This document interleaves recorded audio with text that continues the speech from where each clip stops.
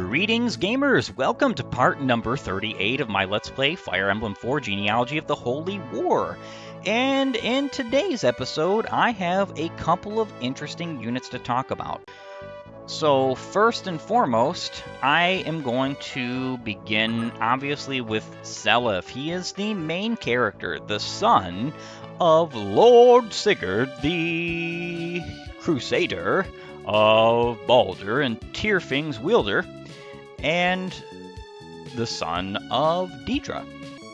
So Seliph here is pretty interesting. His bases are changeable. All the bases of your units are changeable depending on the statistics that your units received or had themselves. And I think they have to be level 30 in order to influence this, but I'm not sure. If that's the case, then that means that Deidre didn't influence any of the statistics of the units in question.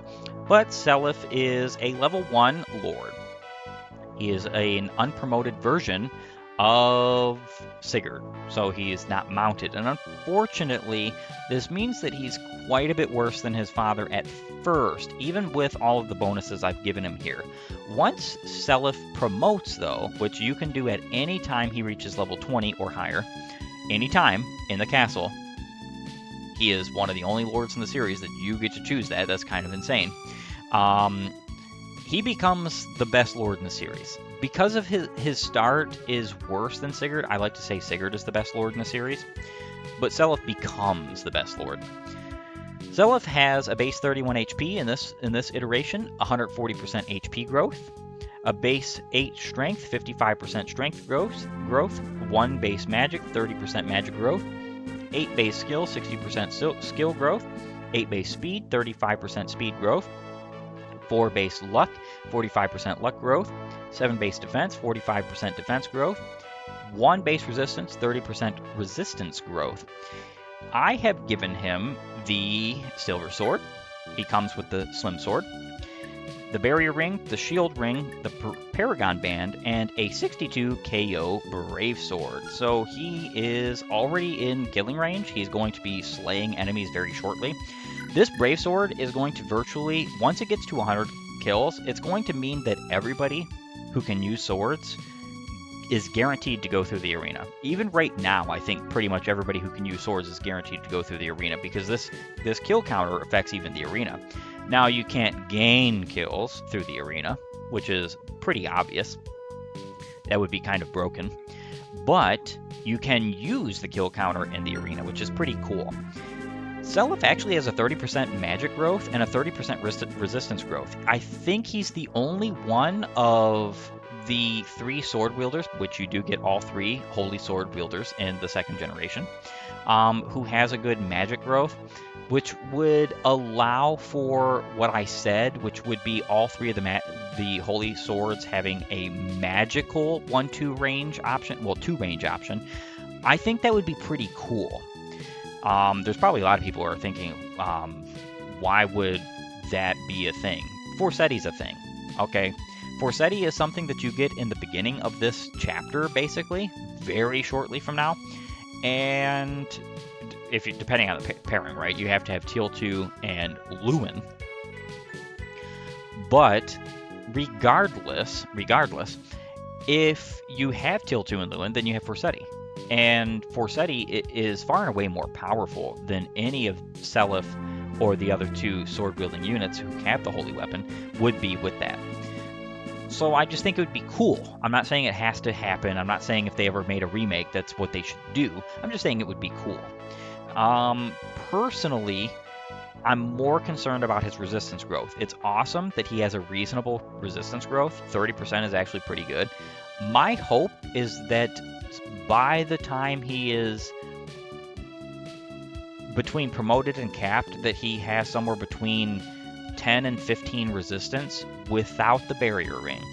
Because that means that with the barrier ring, he'll have between 15 and 20 resistance, and with the Tyrfing, he'll have between 35 and 40 resistance. This is insane. This means he's virtually unkillable to pretty much all forms of magic. Which is another reason why the Tyrfing is actually a very suitable candidate for giving critical, and I would if it wasn't for the fact that obviously doing that is not really easy. You only have one chapter to do that in. You have to throw a lot of gold at Seliph to do this because he's not really one-shotting anybody in Gen 1, the final chapter with the Tyrfing. So Sigurd would have a little bit of a tough time doing that because it would basically mean that he can only get 25 kills per repair. So he'd have to repair it at least twice. It's not impossible though to do, and if you do it, it's pretty amazing as a weapon. The reason why I find the Brave Sword so much better for this is because the Brave Sword, neither the Brave Sword nor the Tyrfing have 1-2 range. But the Brave Sword is usable by everybody, not just Seliph. And also, the Brave Sword is something that you can start Gen 2 with. The Tyrfing is not. The Brave Sword is much easier to repair, only 8,000 gold to repair it from broken. So, grand scheme of things, though the Tyrfing being a critical weapon would be a lot of fun, I 100% guarantee you it would be a lot of fun. The Brave Sword is a lot more reasonable to do this with. Now, Seliph actually comes with 2 Holy Bloods, one major, one minor, one major Balder Holy Blood and one minor Naga Holy Blood. That is because his mother had major Naga, whereas his father had major Balder, and he took after his father's major blood, but his mother's minor. And his sister takes after the opposite in this direction. This is something that actually the leader of the last village I visited in the 5th chapter, last chapter particularly, said, is that the sons usually take after the father, and this is including inheritance. There is actually one exception to this, and that is Leaf. Leaf actually takes everything from his mother. Very strange why that is, but it's just how it is in this particular game. It's because it's just like in real life, it's not a guarantee. Dominance doesn't always prevail, right? So Seliph has 3 authority stars, which means he gives all of his within 3 range allies 20% hit and avoid. This is pretty darn useful. He has 6 movement, which is actually kind of terrible. It's one of the reasons why a lot of people love giving him the leg ring, and I would strongly recommend it if you can't put it on somebody like Sylvia, or if you can't possibly justify doing it yourself. Now, very frankly, I think it's kind of abysmal to put it on anybody but Sylvia. The issue is, though, is that Sylvia doesn't join for a chapter or 2 after the 2nd generation starts, Sylvia's daughter. And that means that you're not going to get the effect of leg ring until a little bit later, which is unfortunate, but I still think it's a viable trade-off. 5,314 funds, 1 arena level. There's no arena on this chapter. And like I said last time, he has Pursuit and Nihil, so he can double attack as long as his attack speed is faster than the opponent's. And a user is immune to critical hits, skills, and crippling hits. And this is very useful for sword skills.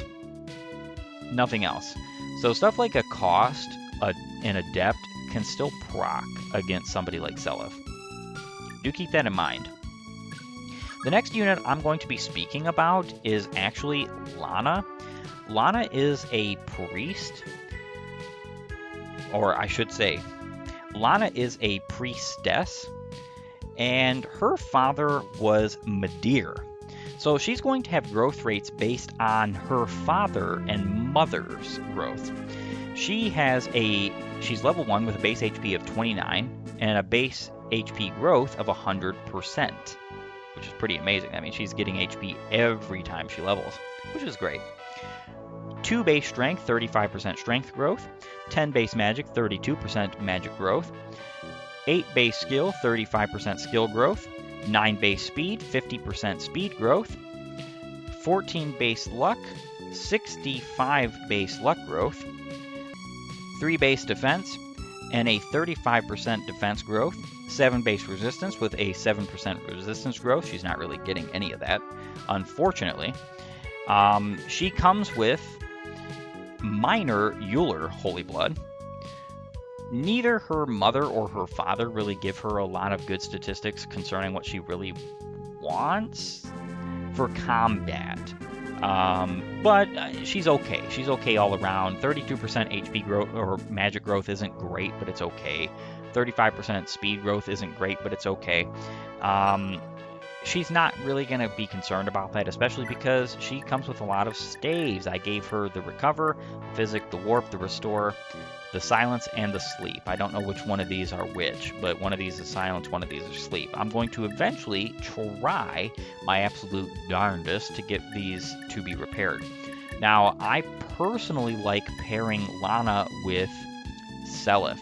Now, the only reason why pairing is useful in the second generation is so you can give gold between units. Lana's never going to have good arena combat even after she promotes, whereas Seliph is basically guaranteed to get through every arena from this point forward, just because of the killer Brave Sword he has. I gave her the Restore, the Warp, the Physic, the Recover, and she comes with the heal automatically, regardless of what you give her. I'm going to be selling this, likely. I don't know if necessarily yet, because the Recover actually costs quite a bit to repair. So does the Physic, so I'm not sure on that yet, but I potentially will. The rest of my units I'm going to be talking about a little bit later. And though I said rushing is important in this particular chapter, I am going to be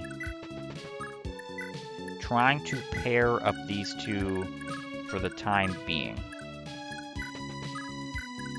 Ulster and Larce can move out, and that will be the end of my turn. The very first turn in Generation 2.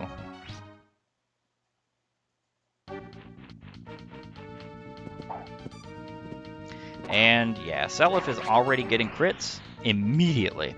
So I'm actually a really big fan of Seliph's crits over the mounted horse wielding crits, because the mounted horse users really all they do for crits is they swing a sword, you know, or they move the lance or something of that nature. It's not really that impressive. Granted, we're talking about SNES era, but the dismounted sword wielders have some pretty insane crits in both Genealogy and, better yet, still in Thracia. All right, you are there.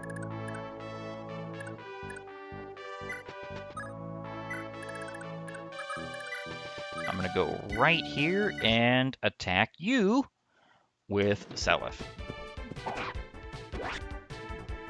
Ooh. Was actually hit. That's not great, but this will give Lana a little bit of experience points, as well as Seliph. His very first level, and everything except for speed. That is incredible. Of course, he always wants speed, but I find that to be a very exceptional level up, and I'm very happy about that. Now I'm going to use Recover, pretty much spam it right now, because it gives her far and away more experience points than a heal would. I think it's almost double. Alright, so I might have to, yeah, I'm going to have to put Ulster right next to Lana so that she doesn't get attacked. And that's going to be the end of my turn yet again. Gain a Shire phase. Alright, so these guys are going to attack Seliph, I guess, because I think Larce and Ulster seem like they are more threatening at this current moment, and it's just because they have better statistics and better mighted weapons. They don't have better weapons. No speed yet. So one thing I will say is that I've had quite a few instances where Seliph basically doesn't level speed. This is a common trend with him, because I believe he only has a 30% speed growth, and that's actually kind of really bad.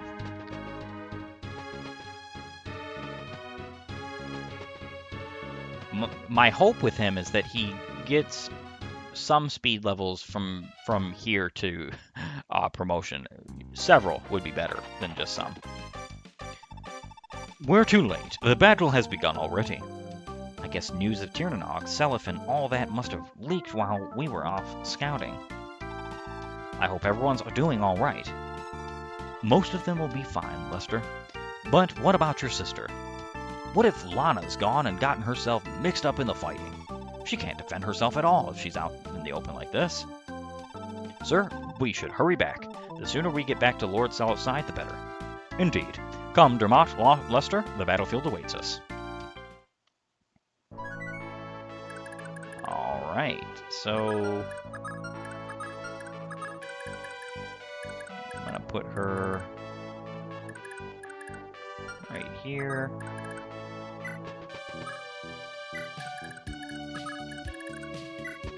And heal up. Seliph.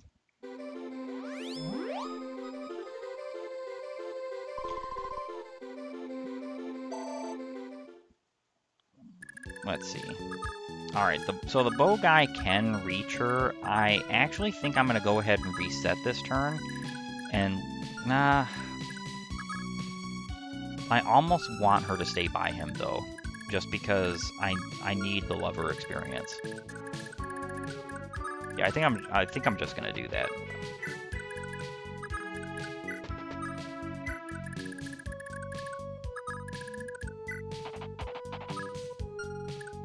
Alright, so Lester, Oifi, and Dermot are all in the fray now. I cannot wait to show off my Dermot, because I actually find him to be one of my more fun units in Gen 2. Just because of how I build him, being that he is the son of Rakessus and Azel.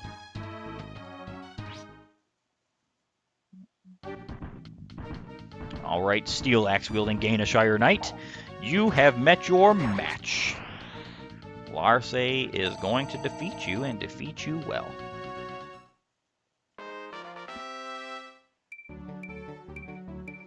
A very good level up. Plus 2 HP. You're going to see that a lot with some of the Gen 2 units, particularly. Thank you for missing. Thank you. So very much thank you. I can't express how much I really needed that miss. I was going to basically have to reset on that, because she can only take a single hit. And to have that hit be so early in the chapter, just not good. Especially when there could be times where I have to put her in range of units in order to get certain, like, in order to get healing, or she's just going to be in range regardless. I mean, the physics makes it so that she shouldn't have to be in range, but still. Alright, so that's Seliph's third level up, and he still doesn't have speed. You can see here how much the barrier ring, or I should say how much the shield ring is really helping him. He could take 2-3 hits before he is in danger.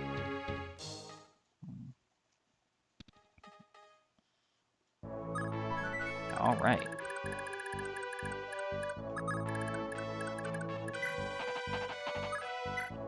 Lester.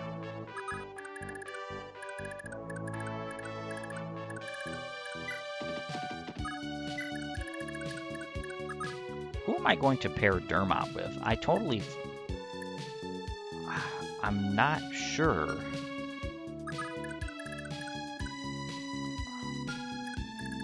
I think I was going to pair Dermot and Lana, rather.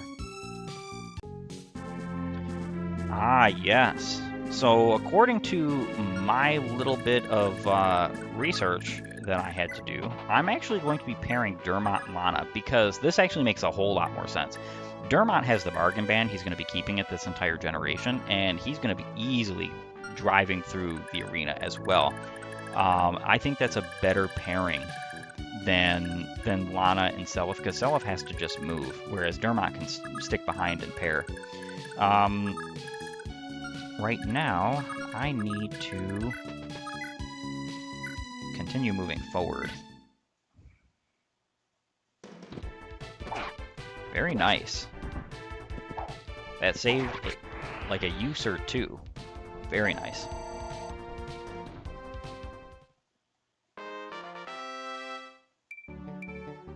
+2 HP. Still no speed.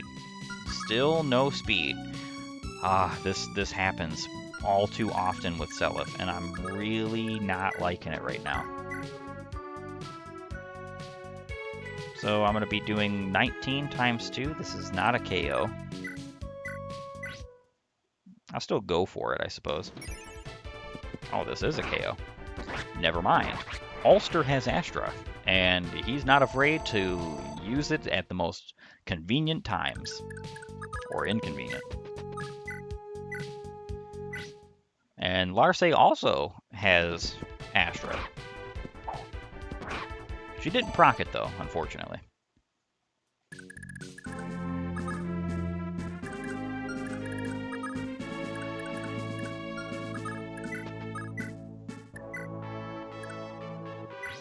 Yeah, I don't want Lana hit.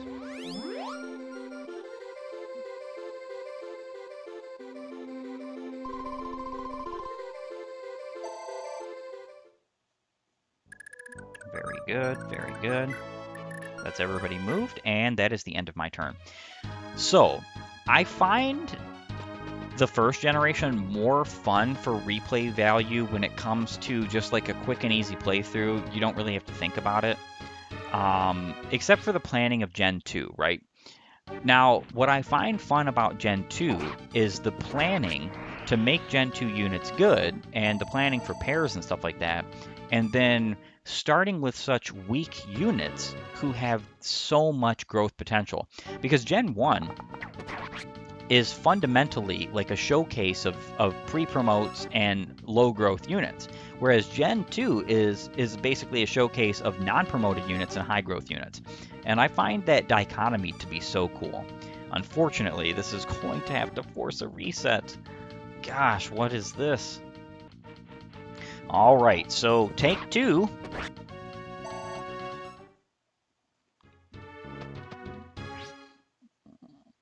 This time she didn't get hit, and she's not in the range of the bow unit.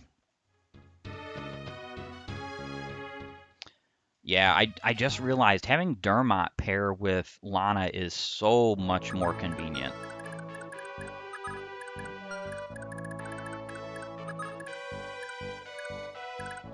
All right, so unfortunately for Larce and Ulster, their usefulness has basically died for the moment because Dermot and Lester are here and are usable.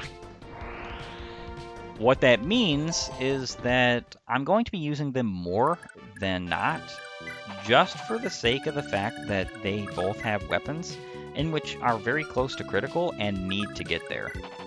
So I'm going to be driving that home and getting them there. I think I need to do some damage here before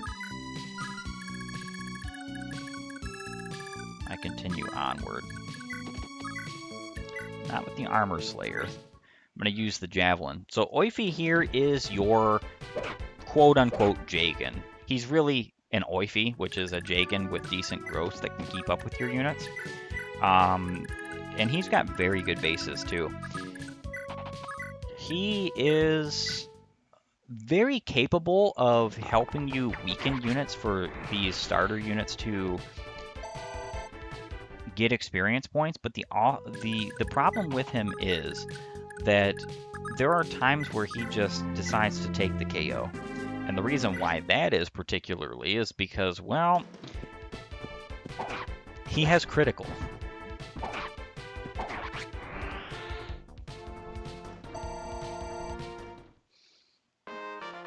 Okay, another level up. No speed again. Seliph, come on.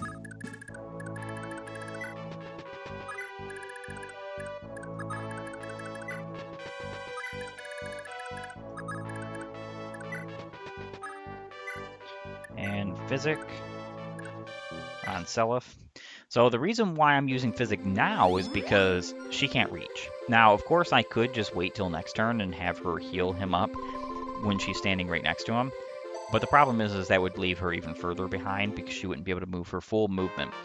And this is kind of like a little bit of a conundrum with her. It's one of the reasons why, and that was a pretty darn good level up, it's one of the reasons why a unit like Lana and Ideen, they're just not really good units, if I'm being honest. The mounted healers are just so much better. Far and away, even.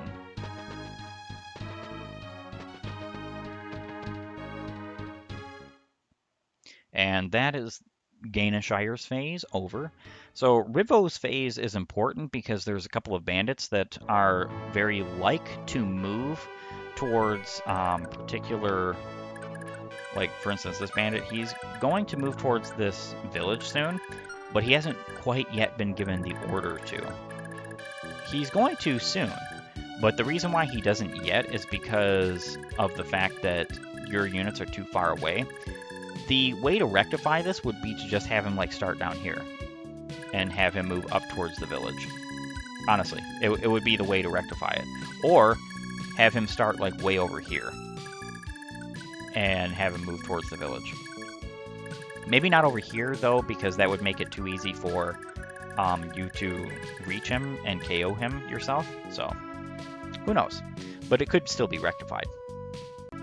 And it is time to move forward as fast as possible because my units need to meet up with the enemies. Now, I'm not going to move too far ahead with some of my units because, like I said, Larcey and Ulster are kind of replaced. It's kind of funny because since they're not mounted and because they both have Paragon due to their father being Lex, they don't really need combat whatsoever. Okay, she doesn't need to be healed really. In the maps, they can just deal with having experience points from the arena. And that means that somebody like Lester and Seliph and Dermot can gain the experience points on the map better. This is actually really good because what it does is it allows for your units to not have to split so much of the experience points in the battlefield. And yeah, I think I'll wait right here with the Brave Sword.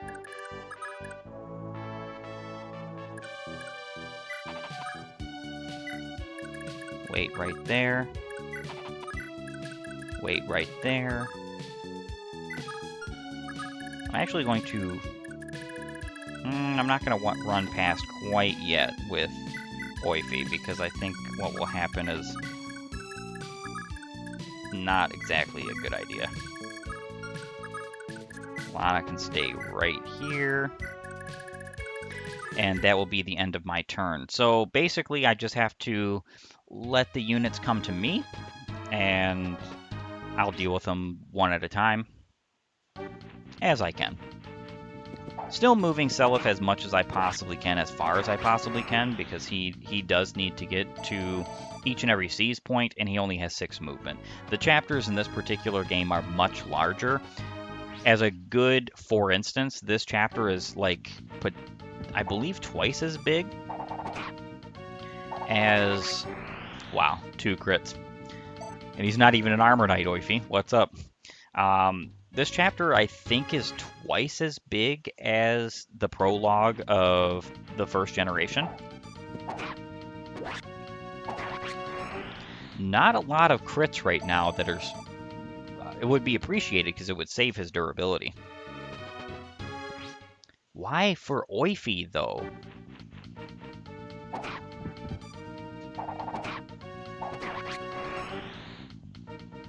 Now, if Oifi wasn't critting here, he wouldn't be KOing, which would be nice, but you can't have things your way all the time, apparently. Alright, so you can get taken out by good old Seliph.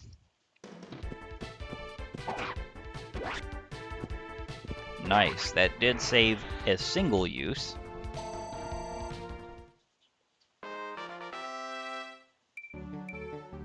no way is he still not getting speed. He's still at base speed right now. No way.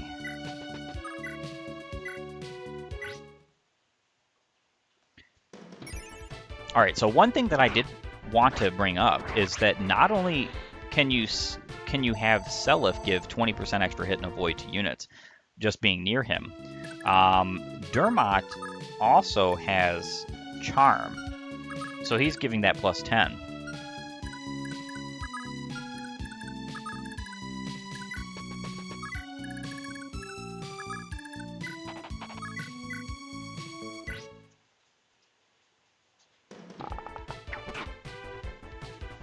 And this will take the whole 4 hits, unfortunately.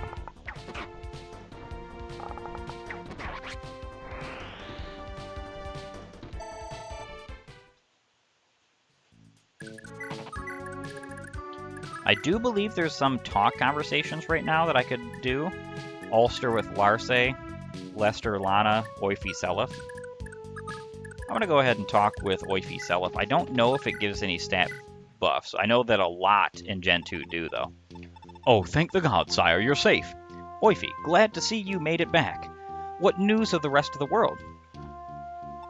The Empire's grip is tightening still further, as if trying to choke life from the people. It's inciting doomed revolts all across Jugdral. So it's as I thought. It isn't as if the Empire's tyranny would ever be limited to only Isaac. Oifi, is it feasible to assist them? Not as we presently stand, sire. We still lack the strength to properly challenge the Empire. Then what of our present battle? The war for Isaac's freedom has already begun. Turning back now would be impossible. There's certainly no chance of returning you to hiding, sire, now that your whereabouts have been leaked. Starting the fight now is reckless, but we've no choice but to continue. Oifi, I'm sorry I let all of this happen behind your back, but we had no choice. Even so, I don't think I could have stood letting Isaac suffer under Danon's thumb any longer. I trust you understand, Oifi. I do, sire. Now, our priority is to lay siege to Danon's capital, Rivaux, with all due haste. Danon must fall before the Empire can send his reinforcements. We cannot afford to wait.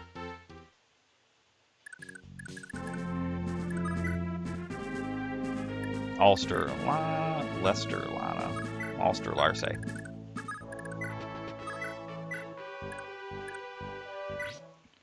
Yeah, Lester is unfortunately kind of a little bit weak concerning taking physical hits, so he will just die to enough hits here, and you do have to be careful of that. And Dermot isn't KOing. Only doing 21 damage times 2 here. His magic is not great at this current moment.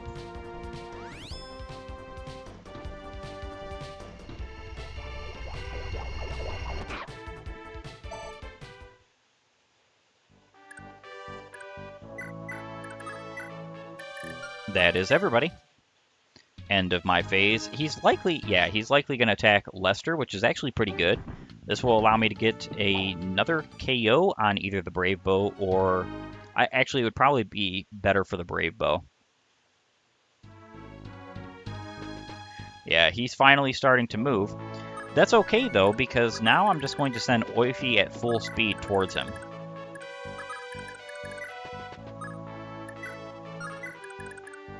And who has the need more? Oh, it's the same. So I think I'll go ahead and attack with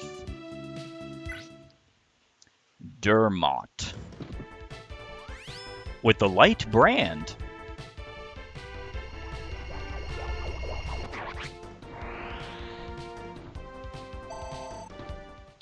Very nice.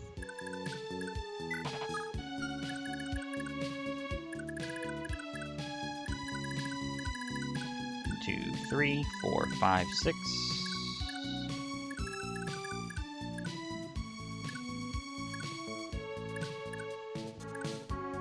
I think she'll be able to reach here. Oh, not quite. Not quite. I'm going to reset that. Yeah, so it might seem a little bit weird to have that kind of a reset, but it's useful in the sense that I really, really want Lana to be paired.